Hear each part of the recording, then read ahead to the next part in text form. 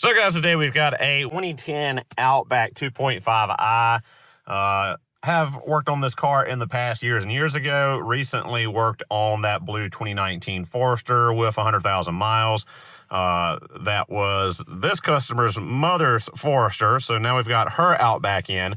And complaint is check engine light. And a few other lights were on. I can't recall which. So we've got the Top Don Phoenix Elite hooked up right now, and we're just going to go through and do a code scan and see what's going on with this car. They didn't complain of any drivability issues, just the light on. So I'm going to go through and see what's going on.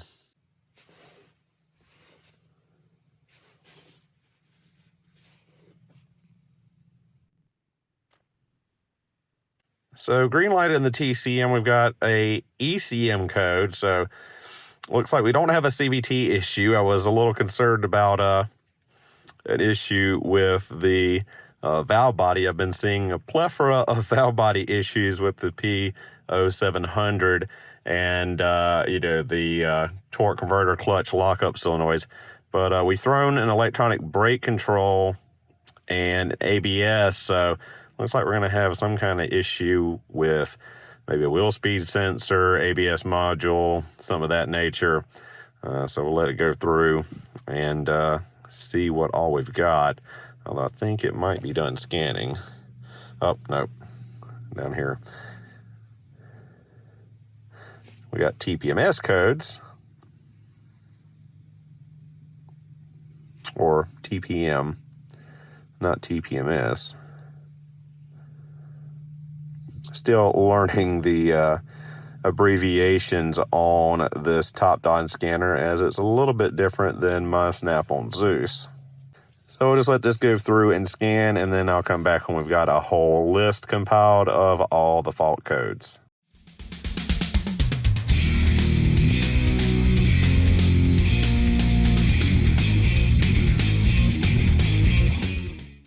So pretty neat on this Top Don scanner compared to my Snap-on. When you're done scanning with the Smart Scan, you just hit Diagnostic Plan and it gives you all the codes. So we've got a P0340 for camshaft position.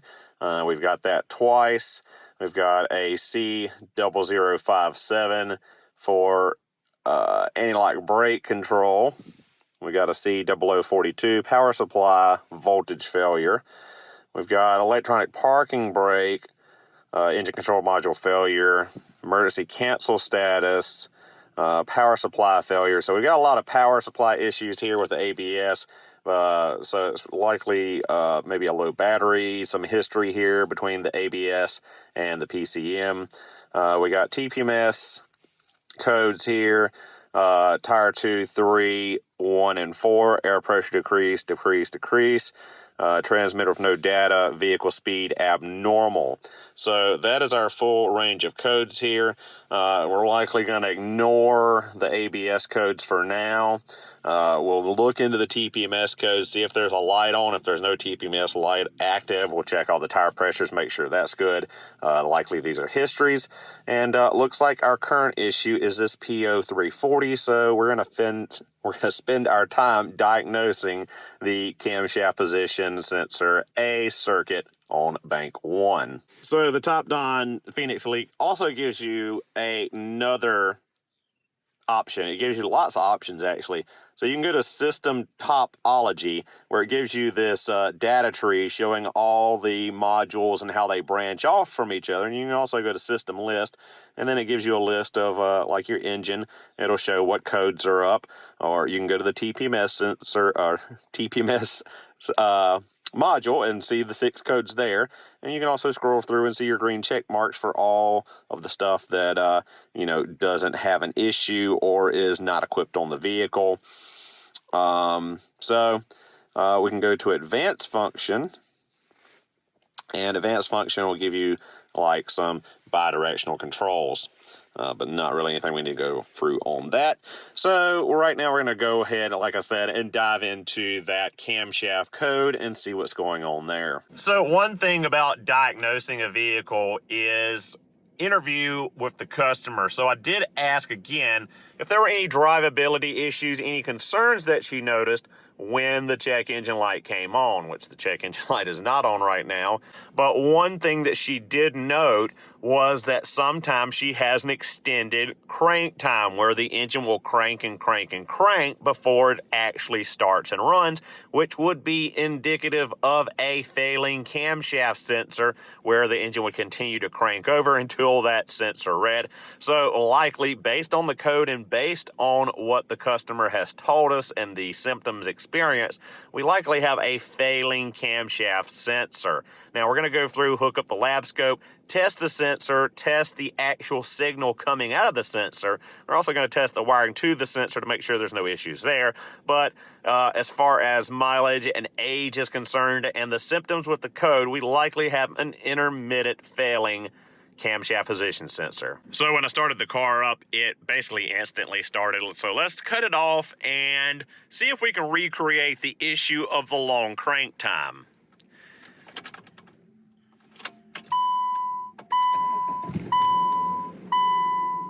So let's go ahead and cut it off and just try to crank it a couple times and see if we can recreate again that long crank issue. Likely we won't get the issue just because the car is warmed up, but you never know.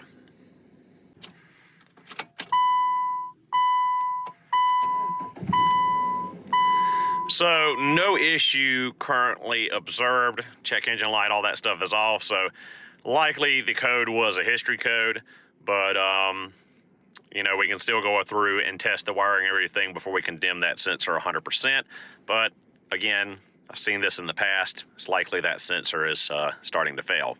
So real quick, let's take a look under the hood of this vehicle. It's been a long time since I've seen this car, probably 3 years or so. I think the last procedure I did was a spark plug replacement on it.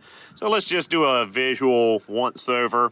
So starting off, we've got the notorious upper radiator hose slippage here, which usually indicates that there's a head gasket issue or a overpressurization issue of the cooling system. That top hose will start creeping back.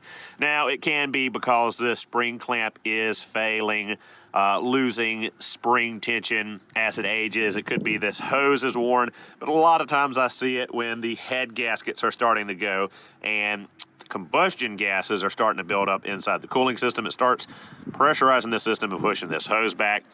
Also could be an issue with this radiator cap, but hard to say without testing any of this stuff. This is just a visual quick once over. Looking at the top of the engine block, nothing's jumping out at me. For those of you curious, and before we get further into the video, our camshaft position sensor on this old EJ253 is right here in a very aggravating place to get to, Subaru. Now, they did make it a little bit easier to service on the later model EJ253s, as they gave you that bolt and the mount where it can come off. And previous generations, you used to have to remove the entire rocker cover there to get that camshaft position sensor out. But if I recall correctly, on the 2010 and newers, you can just take that bolt out and you can kind of wiggle it out between the rocker cover and the timing cover. So we will be diving into that, making sure that that is good. But again, based on past knowledge, the code, and the description of the long crank time, likely we need to go ahead and put a new camshaft sensor in there because it's intermittently failing. But otherwise, nothing really looks too terrible. Nothing's jumping out at me. Brake fluid is a little bit dingy, but it's still not just pitch black. Cooling system, looks like our coolant in the reservoir is where it should be, so we're not drinking any coolant. Looking at the serpentine belt really quickly, it is showing a little bit of wear, but doesn't look horrible. Power steering pump has a little bit of seepage on top, but it is not leaking. We'll have to get underneath, take a look at the head gaskets and the rocker cover gaskets, all that stuff, and see if there's any leakage there, check CV axles, all that good stuff in due time. So really quickly, and not sure if we can get this to focus, camera, but there is a lot of oil down there. So either we've got head gasket leakage, which is likely, given that this is an EJ253, and you know, common issue on it, especially for the age and mileage. And we also got some oil back here on the rear cam plug. We got oil back right here on the cross member. So we will definitely be getting under there and looking at the head gaskets, but pretty sure they're leaking. All right, guys, so underneath we've got quite the leak here going, and looks like it's just the cam or rocker cover. Not seeing a lot of seepage here at the parting line of the head gasket between the cylinder head and the block. Looks like it's mainly those rocker cover gaskets and maybe the rear cam plug. Now on the opposite side we got some oil leaking on the oil filter, but again the parting line between the head and the block is seepage free. If the camera would focus, come on now, you can do it, focus. So we do have leakage there. You see the oil dripping off of our rocker cover. So we need a set of rocker cover gaskets. We got quite a lot of buildup down the frame rail, but also we've got quite a bit of oil here at the back of the lower oil pan and the cross member. So it looks like we might have a rear main oil leak going on. Sorry guys about the camera work. It's kind of hard to show you this, but it is coming down from above, so likely rear main seal leaking. But yeah, we got a lot of oil running down the frame rails. We got quite a bit of oil here on the front differential and on the trans pan. So yeah, looks like this engine likely needs to come out. Or cleaning the cross member, cleaning everything under here, doing the rear main seal, and doing the rocker cover gaskets. Might as well pull it and go ahead and do the head gaskets as well, even though they're not leaking yet. But definitely going to note rocker cover gaskets and potentially a rear main seal leak. Otherwise, looks like our sway bar end links, our ball joints, tie rod ends, all that stuff seems to be in decent condition. I haven't checked it with the pry bar yet, but at least all our boots are intact. Nothing looks too worn out. Now, on the other hand, our notorious for failing control arm bushings are good and well failed out. Lots of cracking, lots of tears. Those do need to be replaced sooner than later. And really quickly, looking back at our serpentine belt with a light, we'll go ahead and advise replacement. As you can see, there's quite a bit of cracking and wear, and the belt is a little bit glazed on the backside, so definitely past due for a serpentine belt. So given the age and the mileage of this vehicle, 151,000 miles, we're going to go ahead and pull this timing cover and take a look at the timing belt. If it hasn't been replaced, it's 50,000 miles over. But I don't think I did the replacement, although we can see it's been replaced, thank goodness. We see the white line there, the timing mark still on the belt, so likely this is a much newer belt, so no real concern there. So back top side again, I did run my little mirror down the back side of the cylinder head, and it looks like that excessive oil on this side is that rear cam plug leaking, along with the rocker cover gasket. So guys, got the factory service manual pulled up. Looking at the camshaft sensor, as I said, it's much easier now to remove the camshaft sensor, replace it on these engines compared to the older ones where you had to remove the entire rocker cover. But there's that. Inspection on it, they want you to back probe the PCM connector with the oscilloscope and look for the good known pattern. We will get out the Zeus, fire up the lab scope there and check that out, but for now we need to find the diagnostic flow chart for that P0340 304. Oopsie, of course it's P0340. P0304 is a cylinder 4 misfire. So the code is set immediately at the fault recognition. Go through symptoms, engine stalls, or engine failure of engine to start, which coincides with what the customer told us. Here's our camshaft position sensor, 2-wire sensor. There's the pigtail at the sensor. There's the pigtail pinouts between it and the PCM. We go through and check out what we got here. Check the harness between the ECM and the camshaft position sensor.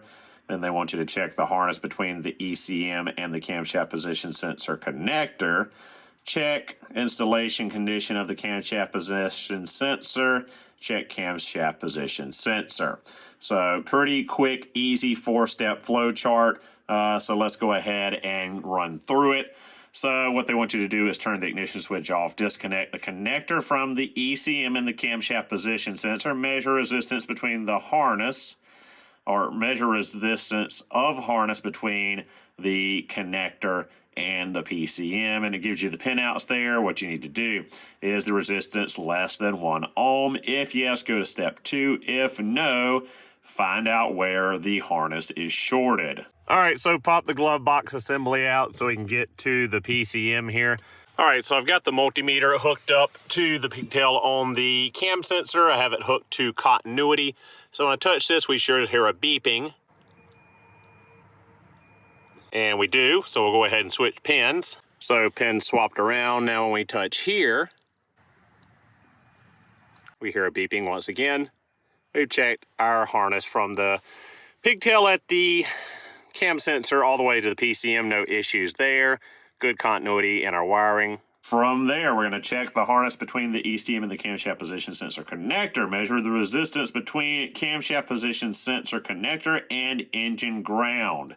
Is the resistance 1 mega ohm or greater? If yes, go to step 3. If no, repair the short circuit to ground. So since that was good, we went to step 2. Step 2 wants us to check resistance between ground and our pigtail for any kind of shorts.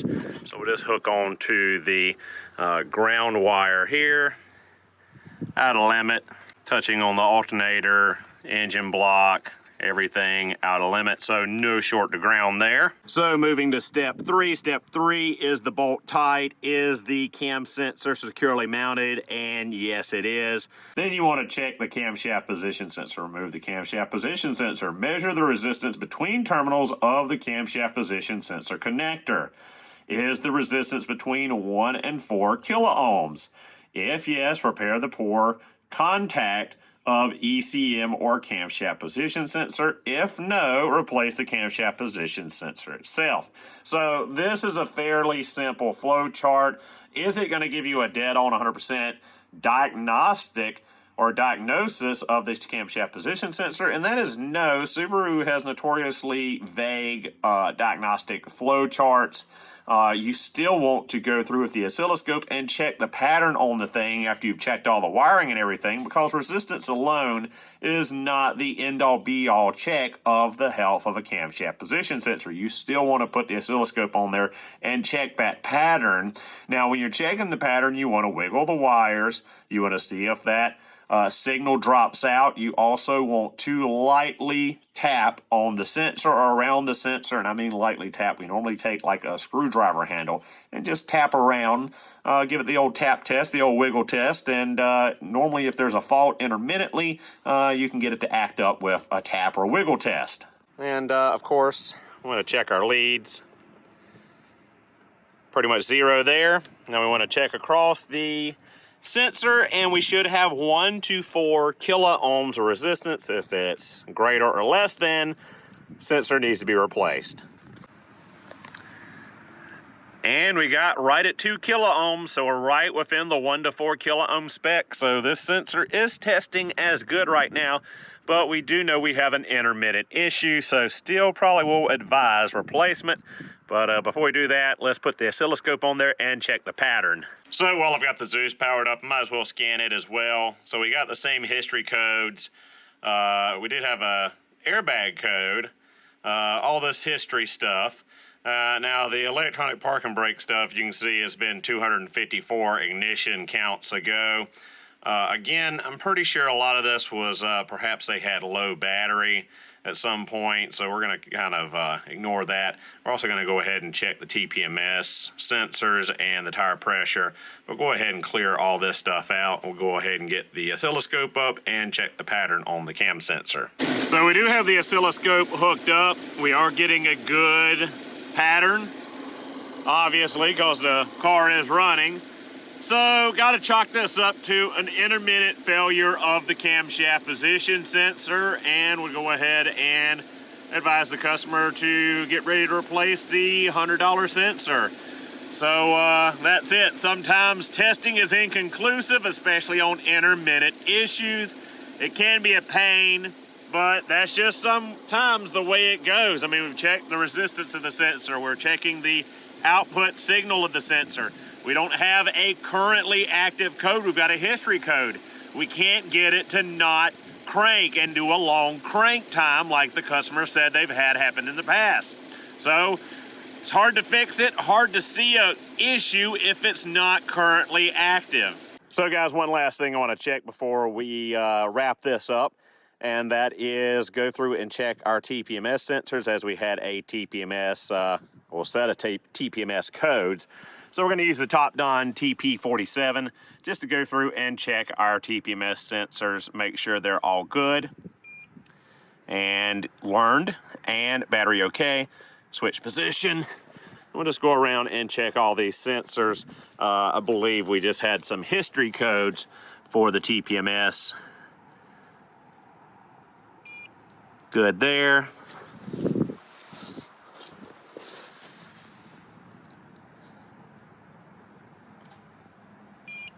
Good there.